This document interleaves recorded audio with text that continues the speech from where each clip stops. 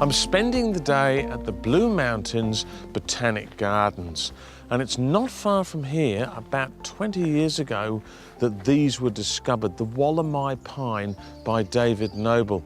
Now, there's another pine that comes from this area that's rare and endangered, and the staff have been working on that, and they tell me it's nothing short of sensational.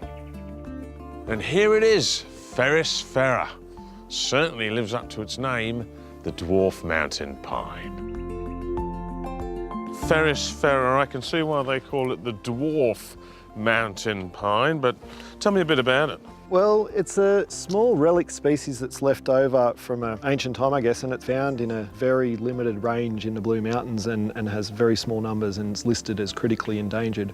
And how many of them would there be out there in the wild, which isn't far from here? The main census says there's about 450 to 500 and potentially 700 more that have grown clonally. And when were they discovered? They were discovered quite a long time ago. However, I guess the populations were probably already small, but they've also reduced, and the likelihood of those populations growing is very small, and it doesn't look like they're doing it. So I heard someone saying they grow near waterfalls. Yeah, so right?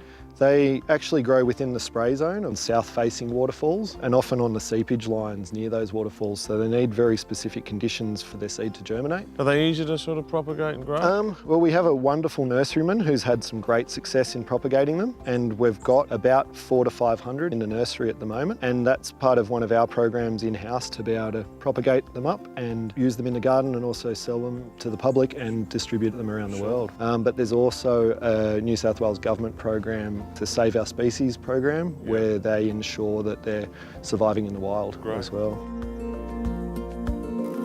So there you go, isn't it great to see such good work going into conserving an endangered local species? And they've got about 400 or 500 of these currently in cultivation. So if you want to get your hands on a piece of Blue Mountains action, you can through the Growing Friends Nursery.